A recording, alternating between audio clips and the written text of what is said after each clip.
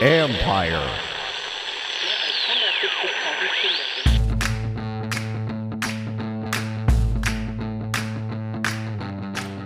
Hello and welcome to my podcast. Another frustrating, deflating day for you guys and for Washington. The Commanders lose 25-10 to the Cowboys. I am here with Nicki Jhabvala from the Washington Post. You can follow her on Twitter at Nicki Jhabvala, NICKIJHABVALA. And of course, you can read my work on ESPN.com.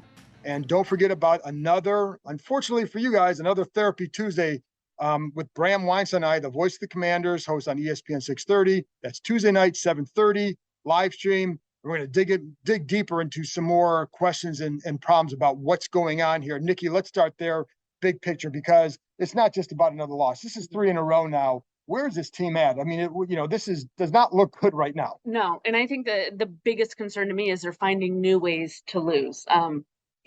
Weeks 2 and 3 are similar pattern. The sacks, the play up front, just couldn't get the offense going. Here, they had some positive moments in the first half. They were able to establish a run game, which they needed to do.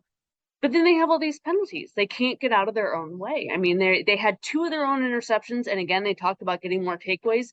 2 of them were negated by penalties. 2 PI calls late. I mean, it's all their own doing that is causing these losses. And that's concerning. Well, and the big thing to me, too, is they ran the ball well. Right. And this is what, before the game, I'm like, if you stop the run, you run the ball well, you have a really good chance to win. And they couldn't do it because of the penalties. What were there, like 11 penalties, I think it was. William Jackson had a few on defense. There was, Benjamin St. Juste had one that wiped out a turnover. But bigger picture, they're 1-3. Like, this is year 3 of Ron Rivera. No, it doesn't bode well. It doesn't bode well. I mean, and we knew this coming in. You win this game, you can, placate all the questions, all the criticism for at least a little while. It buys you more time, essentially. But you lose, and you lose in the way you do, that just opens you up to more questions. And now it's reasonable to have these conversations about what is their future. What about the coaches? Personnel changes more? Like, this isn't working. This is 2.5 seasons in, basically, of it not working. And Ron Rivera made a big point in the offseason to say, hey, it's year 3, time to take a jump. Mm-hmm. And I think as a reporter, and I think people always want us to bring the fire and brimstone. And I know, I know there's a lot of hell yeahs being said out there right now, but that's not always just our job. So as a reporter, how do you handle this? Because, yes, there's a lot of time left. I've seen teams turn around here before. You've seen teams like that too. Sure. So as a reporter, how do you handle a situation like this where it is year 3? They're 1-3. They are what they are, but yet when do people want pitchforks? Right. No, and it is difficult. I mean, it's difficult on the players, the coaches, the media too. You run out of things to write about with all this. But I think the thing you always have to remember as you're having these conversations about, well, just make this change, get rid of this person, change that. All right, well, if you get rid of one person, who is going to fill that person's spot? You fire a coordinator. Who's going to take his spot? Is there anybody better on staff? Not that I see. I mean, who's going to call the plays if Scott Turner's gone? Who would call defense if Jack is gone? They don't even have the depth there to really compensate. And would it make a long-term real difference? Sometimes it doesn't always make sense. It's easier to point the blame on one person, but it doesn't always make sense. Well, now that's where I think my point is too. In the media, and I don't want to make excuses for us because that's, your job is to hold people accountable and to do all that. But as a reporter, I'm not going to sit there and call for firings because that's not my role. That's more of a columnist role. Right. For you guys have columnists who can do that. But so how do you go about then making sure that you're getting across the accountability factor? I mean, I think all we can do is keep asking questions and keep talking to players, keep talking to coaches. A lot of what they say in front of cameras isn't always truly how they feel. I mean, I think it's in some ways human nature. If you're put on the spot like that, you're going to kind of give the really polished answers. But the more you're around them, you can see it in their body language too, the frustration that's building, seeing how they interact with players. There's a lot you can draw from during the week and just seeing where this team is at. Just in terms of their interactions and things that you can't always quantify. So based on that, where do you think they're at? I think they're in trouble. I think they're in trouble. I mean, you can see the frustrations mounting. it doesn't look like they quit on the field, Yeah. but you can see players getting visibly tired and fatigued by the losing. And with reason. There's been a lot of turnover, a lot of quarterback changes, and a lot of the same results. So yeah, I think they're in trouble. I think this was a very critical game for them, and they needed to step up and didn't. And you can see in John Allen, when you talk to John Allen, like you can always tell like he's about this close to wanting to break a chair in the locker room because he's that upset. And I think because here's a guy that came out of college used to winning, and it hasn't happened here yet. I mean, what else have you seen? Just even are there other players that have stood out to you like, wow, that body language? And to be clear, the frustration isn't always directed as a coach or this or that. Yeah. It's directed at losing. Right. It's a circumstance. I mean, I think we've seen it in Terry McLaurin too, and he's always one who's never gonna, ask for more touches, even though every receiver would like to get the ball as much as possible.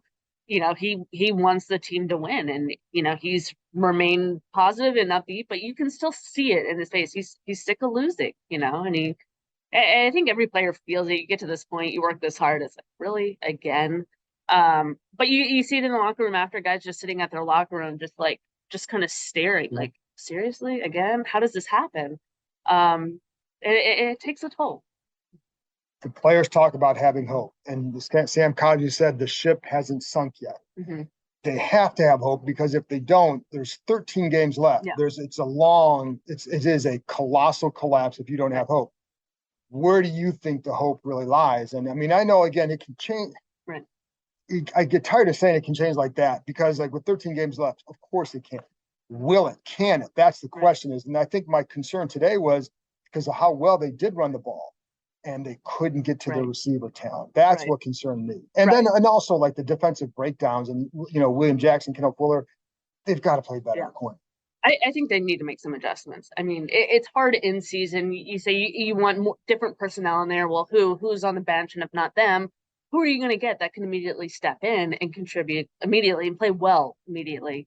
And there's not many out there. They wouldn't be out there if they could do it. So it's tough in season. But I think they got to make more adjustments. They got to keep trying new things to get out of this hole. And I think as soon as they get that first win, no matter how it looks, it'll start to chip away at this. I mean, you talk about how quickly the narrative have changed. I mean, in week 1, Scott Turner was an offensive genius, and this team was, on track, and they're dynamic, and they're brand new. And, the next game, they're, next couple fire everybody was the response, It's a shock. It's been a shocking fall for this offense. And I think, again, that's what concerns me, is that run game works. And and I actually thought like there are parts of that game plan, like I get what they're trying to do. I get how they're trying to attack us. But then you watch it, like they were tripping a little bit more. The alignment was such where that widened the ends for Dallas and put them in a different position to rush and allowed them to chip more. So there was some of that. But then you watch the defensive backs, and they're just sitting on these routes because they know the ball's got to come out fast. And it goes back to the line, like, was that line built well enough in the offseason? And you have to look at it and say, and I know a third center and all that, but. Yeah, no, I think that offensive line is going to be, in hindsight, maybe one of the bigger regrets of this staff in building this team, because they did have a really good line last year. And that is in spite of injuries and the coronavirus and everything that came their way. I mean, they were on their 5th center at one point last year, and they still held up. Mm-hmm. And now this group is struggling no matter who's in there. I think Eric Flowers, he had a really good season last year. Losing him is tough. Obviously you lose a player like Brandon Scherff anytime, you're going to feel the void, but it's become a real problem. I mean, Sam Cosmi played well last year, is not playing well these last couple weeks. You worry about the confidence of a young player there. So yeah, they don't have the starters, let alone the depth they need there to really make an impact. It's concerning. On a beautiful run through the park on a pleasant day, you can easily get lost. No! She didn't kill him. Huh? In your true crime podcast. It was the pool guy. So obvious. Whatever motivates you works for us. It's all about letting your run be your run. And Brooks is here for every runner, doing the research and sweating the details to create gear that works for you. It's your run. Brooks, run happy. This episode is brought to you by State Farm. There are some monthly expenses you just can't get away from, like insurance. You might be looking at your expenses thinking you're going to have to pause on your DIY project, stop collecting vinyl, or even give up your daily coffee fix to have great insurance. Talk about a nightmare. It's a good thing State Farm knows everyone has a budget and they have a range of options, like insuring your ride and your home with surprisingly great rates on both. With State Farm, you can also personalize your policy so you get the coverage you need at a price that lets you keep up with your projects, add to your vinyl collection, and continue to enjoy your coffee habits. So forget about giving up what you love to have great insurance. For surprisingly great rates, like a good neighbor, State Farm is there. Call or go to statefarm.com for a quote today. Carson Wentz, week 1 and half of week 2, you look like, hey, at least they got this. Weeks 3 and 4, now you say you don't know. Yeah. Yeah, I mean, they don't have an identity. I know this came up during the week, and Jahan Dotson said after the game, we're still finding ourselves. And I think it's going to be even harder after this game. They do have good rushers. They put up good production, 100 yards in the first half. They just weren't able to sustain it. I mean, Carson still had 42 attempts. So, What's your again level of concern with him? Because again, a couple games I think we're getting the full experience from him, and I think, but it speaks to needing to protect him better. It starts with that. Yeah, he's got to make the good decisions, and he didn't do that all the time today. So what's your thoughts on him? I'm concerned, but I'm more concerned about the line. To me, that's where it starts. Right.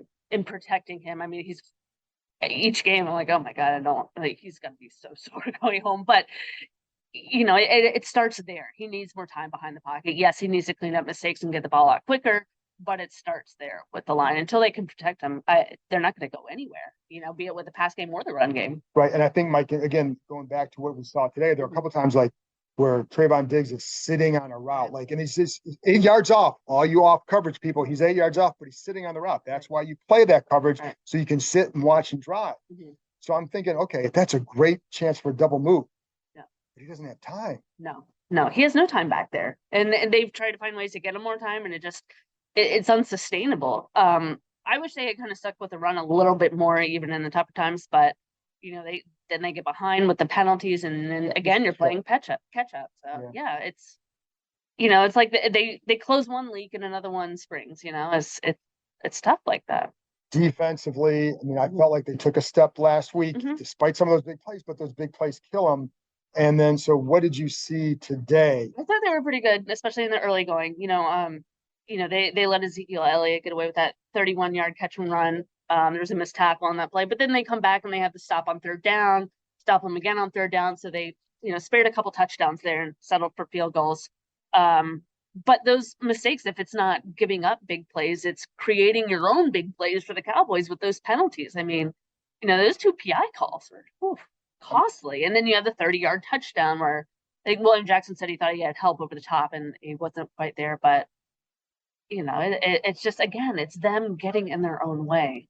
Last thing then, is this a confidence thing? Like, do you, again, if this team gets that one win, do you think it's one of those things where they feel like now you got it? Or do you still look at it and say, I don't know how they're going to solve this? I'm more on the I don't know part. I think a win will alleviate it, let the air out a little bit. I mean, things are so tense right now. But I certainly don't think it'll solve things. I think we saw that in week 1, with how they played and then how they responded the following 3 weeks now. So I think there are some deep-rooted problems there, definitely, but you just hope they can make it through the season respectively. I apologize. One more. Do you because again, it's year 3, and I do think it's early for going down certain roads. However, I know what fans are asking about Ron Rivera. Like, do you, when do you see teams losing belief in a regime, right? Because it's not just on the coach, it's on the head coach, it's on everybody. And what, do you see, what kind of cracks you see there? Or do you think the frustration is more just with their own play? I think right now it's more with their own play. It's more the execution than, the play calling necessarily. Not to say the play calling has by any means been perfect. They can make some adjustments there. I don't feel like, Ron Rivera's lost the team or anything like that. I think that's what you worry about if this continues. This is only week 4. If there are 2-3 more losses just like this, you got a real problem on your hands. Then people really are going to be pointing fingers. But I don't think we're there yet. Maybe it never comes to that. I think back to 2020 when they were really struggling there with changing quarterbacks, and then they have that good run, and it's, whole new game, you know? Right. And So, each of the last 2 years, they've had runs Each- at a certain point in the season, and last year injuries and COVID right. kind of took care of that momentum. Right. So that's where and his record in the second half is better. Yeah. So that's what he's going to cling on to. And I think he's going to show that the players that these teams get better, that's where they're going to have to hold their hat. But it's got to start with a win. Oh, absolutely. It's got to start with a win. They have to Yeah. get one. And I think their confidence is going to take a hit until they get one. I mean, like anybody. But yeah, they have to get that second win soon. There They you hope, go. you know. All right. Well, that's it from Dallas. Thanks to Nicki Jhabvala for joining me. Thank you, as always, for tuning in. I know it's frustrating as hell, so I appreciate it.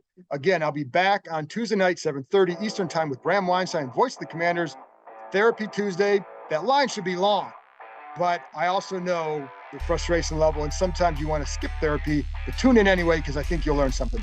Thanks a lot, and I'll talk to you next time.